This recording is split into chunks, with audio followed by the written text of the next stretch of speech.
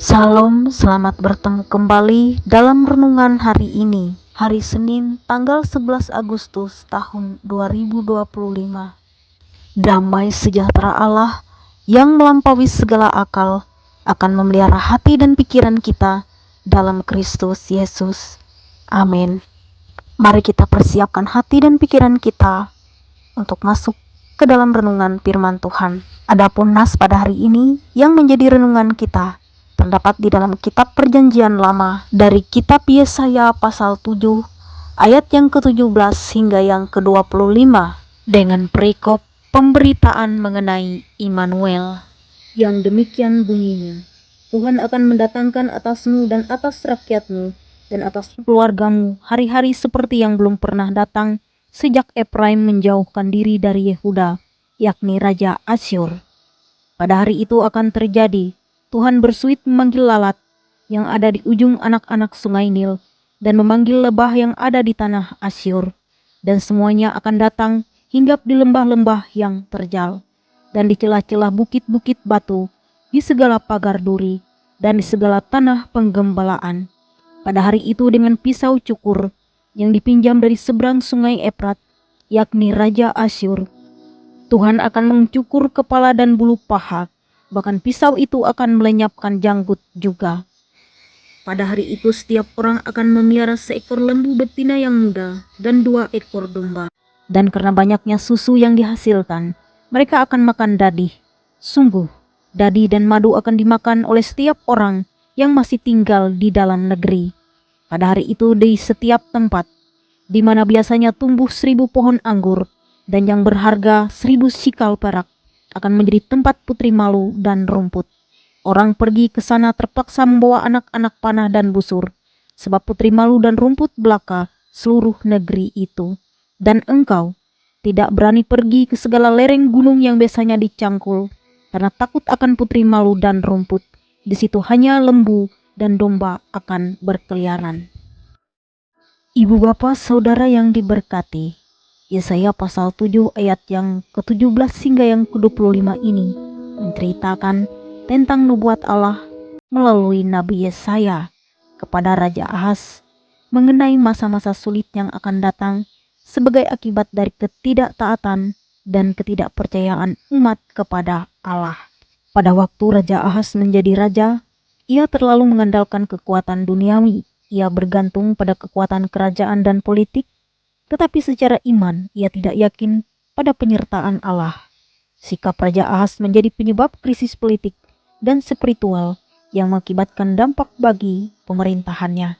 Itulah sebabnya kemudian Nabi Yesaya datang untuk menegur dan memperingatkan raja supaya percaya pada Allah dan melibatkan Allah dalam setiap perkaranya. Waktu itu, 2 kerajaan yang menjadi seteru dari kerajaan Yehuda adalah kerajaan Israel Utara dan kerajaan Aram. Sebenarnya, kerajaan Israel Utara masih merupakan saudara sebangsa dari kerajaan Yehuda.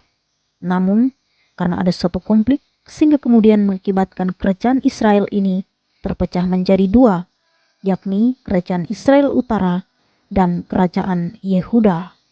Pada waktu nubuat ini disampaikan kepada Raja Ahaz oleh Yesaya, saat itu kerajaan Yehuda sedang mengalami ancaman peperangan dan penyerangan dari kerajaan Aram sebagai salah satu dari kerajaan sekutu wilayah Israel Utara.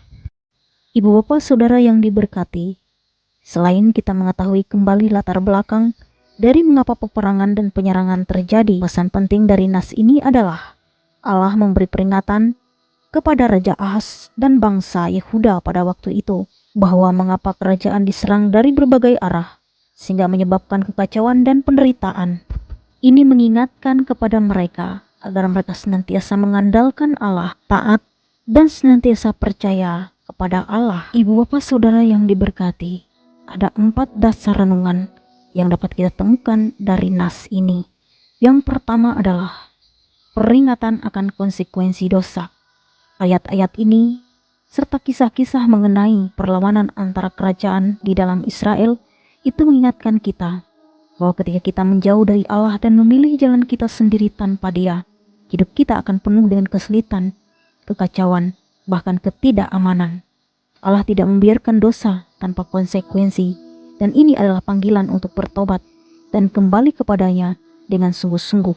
Serta yang lebih penting adalah mengandalkan Tuhan. Yang kedua adalah kepastian hukuman dan penghakiman.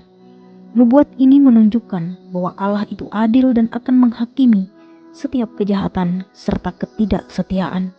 Tidak ada yang luput dari penghakimannya. Ini mengingatkan kita untuk hidup dalam kesadaran akan Allah yang selalu mengawasi dan mengasihi, sehingga kita bisa memilih hidup yang benar. Namun, kita jangan mengabaikan kebaikan dan kemurahan Allah. Dan yang ketiga adalah hukuman dan janji tentang keselamatan. Kita membaca di dalam nas ini bagaimana Allah memberikan janji tentang pemulihan.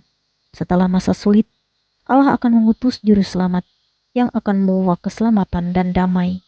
Ini menguatkan kita untuk tetap berharap dan berpegang pada janji Allah. Dan yang keempat, menjadi bagian dari inti penting dari nas ini, yaitu panggilan untuk percaya dan bergantung pada Allah.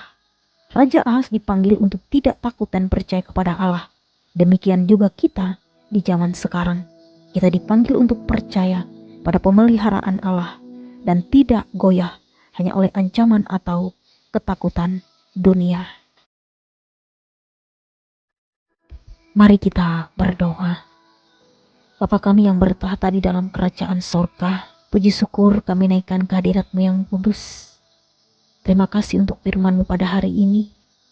Kami diingatkan kembali agar di dalam hidup kami senantiasa mengandalkan Engkau, terlebih-lebih untuk senantiasa taat dan setia padamu. Kami mengakui setiap pelanggaran yang kami lakukan dalam hidup kami. Namun kami percaya bahwa kuasa-Mu dapat menolong kami untuk berubah, agar di dalam hidup ini kami mampu melakukan firman-Mu. Biarlah kuasa-Mu yang sempurna di atas setiap kelemahan kami.